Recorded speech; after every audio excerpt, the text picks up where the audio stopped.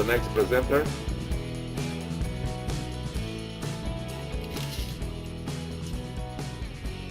Mr. Zbigniew Misiak. Thank you very much for the introduction.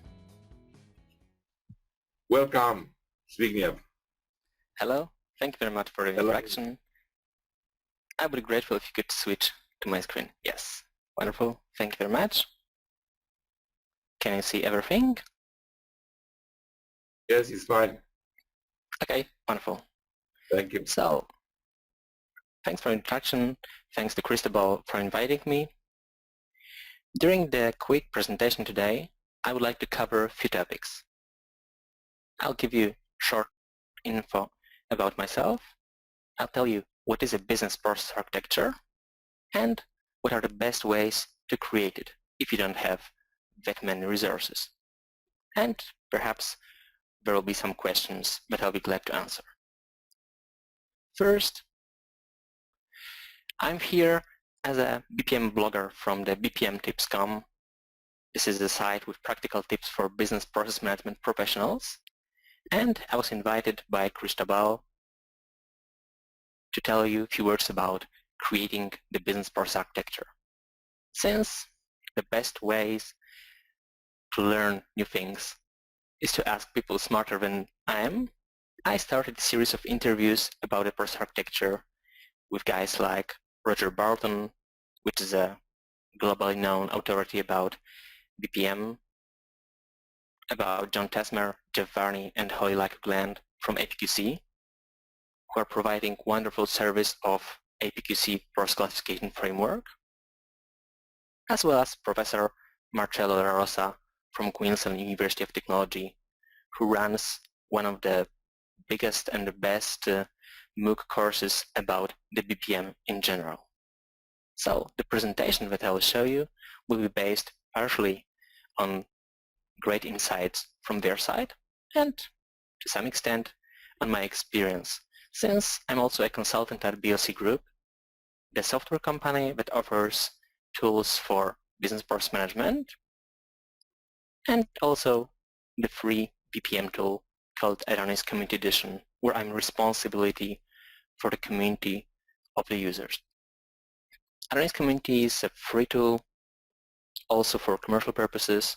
It allows you to create much more than just process diagrams, and it has over 75,000 users worldwide who are using it for various purposes, and on a basis of discussions, presentations, I am able also to share some of their insights, some of their best practices with you. So let's begin. What is a business process architecture?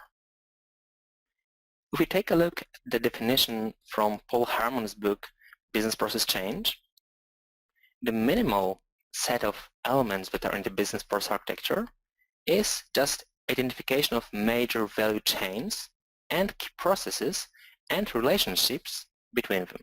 But it can be much broader. You can also cover not only processes, but also managers, measures, and have links to strategy, policies, IT resources, and many, many other aspects. Business process architecture is a part of much larger body of knowledge called business architecture. Business architecture can be defined, here I'm quoting the guide for business architecture body of knowledge, so BizBook, as a blueprint for the enterprise that provides a common understanding of the organization and is used to align strategic objectives and tactical demands. Business architecture covers many aspects, like who are the stakeholders, why do we perform in this way, what are the business capabilities of organizations, what are the guiding policies, rules, regulations, how are we structured, what are our value streams, and so on. Those all elements are very important if you want to change your organization, and you need to perform changes faster and faster. Previous speakers told you about the BPM, about the digital transformation, And if you want to start a digital transformation, it is very important to know what organization you are, what kind of resources do you have, and how do you want to change your capabilities. So this is why business architecture is relevant for all of us. And why we are focusing on business process architecture, which is a subset of the business architecture. Roger Barton shared in the interview that I have pleasure to do with him, saying that this is the one thing that holds everything together in business architecture is a business process architecture, because the business processes are kind of framework that organizes everything that happens in an organization. So if we start with the business process architecture, it is much easier to create the broader business architecture. The current state of many organizations is like this, but they pursue many scenarios. Some of them are doing process modeling to create the procedures for ISO, for SOX, for compliance purposes, and for many, many others. Some of them are using BPMS tools to automate the processes. It is great if they are doing it using the modern approaches like the one presented by previous presenters. In the next session, you will also see how using BPMN allows you to automate the processes that you create in business process analysis tools, and that those processes can be easily moved to business process execution engines, and that those tools can use the common definitions and work together without any problems. Also, there are many improvement initiatives, either Lean, Six Sigma, or using other various methodologies. Some of those aspects were covered in the previous presentation. But the problem is that if we are doing it without any oversight, there's a risk that we end up with lots of disconnected models and projects. So we'll have hundreds of models of various processes. We'll have projects that are working on the same elements, but are trying to achieve various goals. So obviously, we'll end up in rework, that one process is changed by project A, and a few months afterwards, it is then changed back to the different state by various project that has various objectives.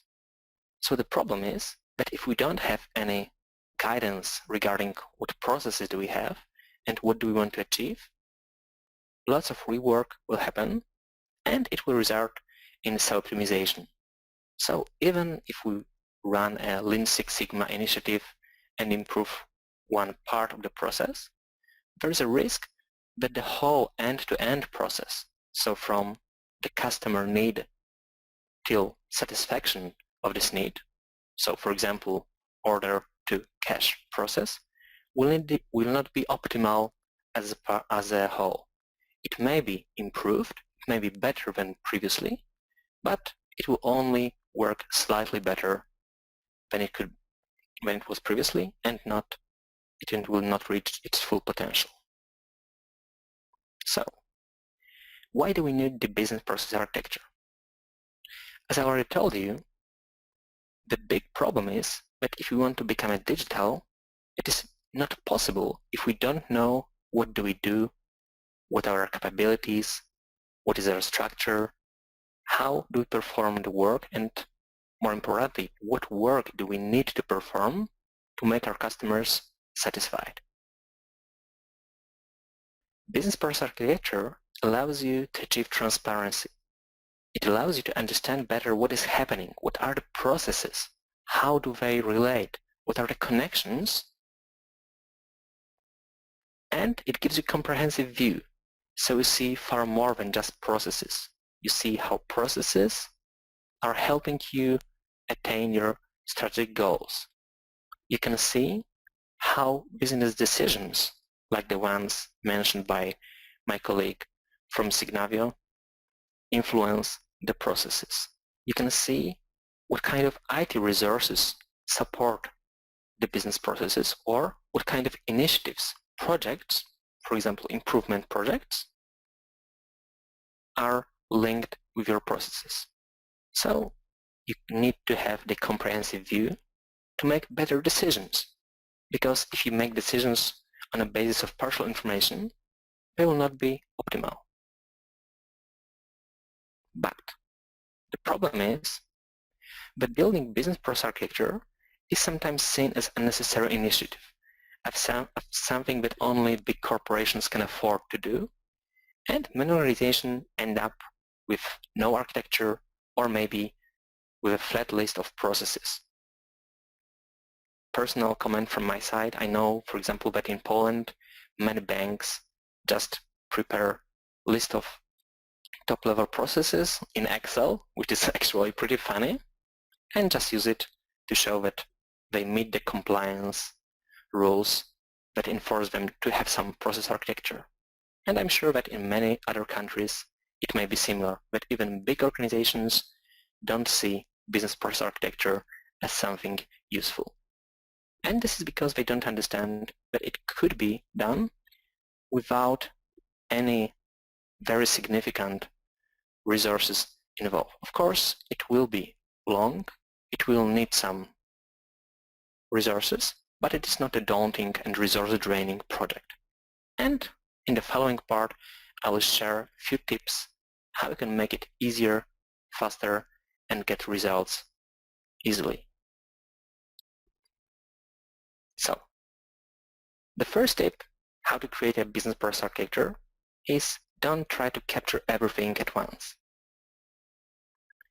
There are many aspects of the business process architecture that you could capture. Roger Barton provides a great overview of them in his Barton hexagon. So you can see that there is element of strategy, policies and rules, human capital, technology, infrastructure, and organizational structure. But business processes are in the heart of everything.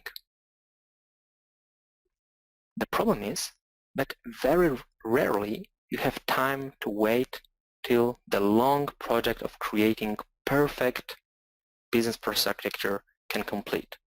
Here you can see Sagrada Familia in Spain. Its construction will be over 100 years.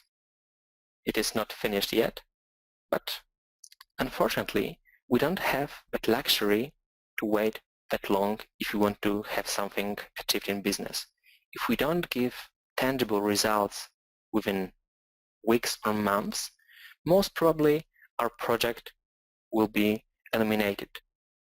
It won't be completed it won't be pursued for years like the Sagrada Familia. So, what is the solution? Start with good enough business process architecture and extend it in an iterative way.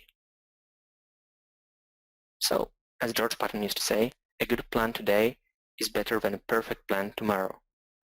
In the same way, good enough business process architecture today is better than a perfect business process architecture in 1 year.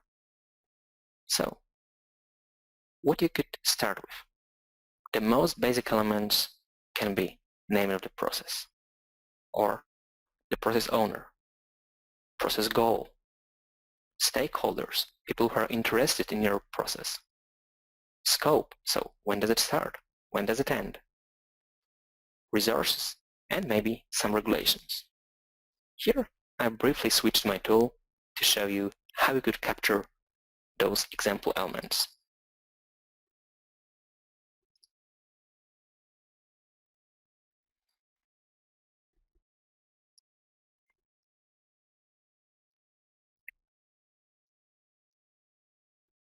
Here you can see that I log in into ADONIS, and this is a tool that is browser-based. It is also available as a cloud service. And now I'll show you example business process architecture of an insurance company. So I'll switch to my favorite models and then jump to the company map of insurance company. Here you can see a list of processes. This is a very, very high-level overview of my company. It shows the management processes, core processes, and support processes. And for each of them, I can capture more information. For example, for the claim settlement, I could easily capture not only the name, but also I could add some description. I could see what are the child processes, what is the process goal, what triggers the process, so what needs to happen so that this process can begin, and what is the result of the process. Very often, especially in big organizations, we need to specify what are the variants of the process. We can also capture who is the process owner, or what are the inputs and outputs for the process. Very often it also makes sense to make a stakeholder analysis and see what are the requirements of our customers and of our suppliers. So those are all elements that can very easily capture and then use them for the analytic purposes. Now, if you search for elements that you should start with and don't want to have that list, also very useful resource is IGO by Roger Barton. It tells you to capture inputs, guides, outputs, and enablers, so all the resources that are needed by your process to run. So this is the minimal set that is very useful, and it won't take you very long time to capture. Then the next element is sell them what they want, give them what they need, as they say in marketing. Well, the sad reality that if you ask business executives in any organization what is a business process architecture, the answer will be that they don't really care. Most executives don't care about processes and architecture. So you need to find something they care about. For example, profitability, agility, possibility to move to digital enterprise. All the aspects that my previous presenters told you about. And business process architecture is just a tool that can help you and your organization achieve those goals. So you need to work properly. First, you need to find out what keeps them up at night, as Roger Bolton says. So what are the most important aspects for the executives? Are they trying to move to a digital enterprise? Or maybe they're trying to cut costs? Or maybe they need to make a merger? There are many possible scenarios, and you need to find out what is the most important for them. And then you can sell them BPA as something that will give them comprehensive view and a structured way to make decisions. For example, if they want to perform digital transformation, they need to know what are the links with the processes. If they need to change the business model, they should better know what are the stakeholders of the processes, and so on. What is super useful about using business process architecture in a tool like this is that you can capture all those important aspects and then use this information to make better decisions. For example, you could select some processes and then on the basis of analyze this result, you could select which of them should be subject to process improvement. Or if you're doing some digital transformation scenario, you could wish to know what are the links between your processes and other initiatives that are happening in the organization to avoid situations where there are many initiatives that counter each other. And those are all elements that you can very easily do with tools like this. So if you store information about the processes and other aspects, you can very easily see, for example, which process has impact over other element. Here I'll select graphical analysis, which will show all the links between my process and other processes, risks, controls, control objectives, and projects. Here you can very easily see which processes depend on my main process, what are the risks, what are the controls, and what are the initiatives that take place currently in the organization. So this is something that allows you to see the full picture, all the interrelations. Then the next step is to focus on value creation, not on reinventing the wheel. The problem is that very often organizations that start their BPM journey have so-called special snowflake syndrome. So they think they are so different from others that they need to perform BPM implementation in a totally different way. And it is not the truth. Of course, every organization is different, but there are some similarities. So if you use the available frameworks, it will be much easier to speed up the whole process identification. There are various frameworks like ETOM, ITIL, SCORE. Now I'll show you process classification framework from APQC. Process classification framework, PCF, is the most used process framework in the world. It has 13 process categories and over 1,000 elements, and there are both cross-industry and industry-specific versions. How does it look like? I'll switch to the free tool ADONIS Community Edition, and here you can see a set of free models that guys from APQC were so kind to provide. So you can see those process categories, and instead of coming up with your own list of processes, you can very easily see what elements are in those aspects. You can see the descriptions, you can understand better what would need to happen, and on the basis of those process and functionality ontology, you could decide which elements do you want to focus on. There are many ways to use the process frameworks. Most common are developing process definition and supporting process discovery. Also creating the standardized language, or supporting the process improvement efforts, or maybe just a starting point for improving performance and identifying owners for the processes. And the last tip, bonus, is like this. In order to make it successful, you should make the process architecture part of the organizational working language, part of the everyday life. So you need to make it easy, interesting, and relevant, because this is something that will change the company culture. So people should care about it. And here I will show an example of our tool, ADONIS Cloud, which offers 30-day free trial, which allows you to work with the processes using the browser in a very easy and modern way. So I will show you how access to business process architecture could look like to an employee or maybe a manager. I'll log out from this window and switch to a different person, and you'll be able to see what information can this person find. So I'll log in as Carol.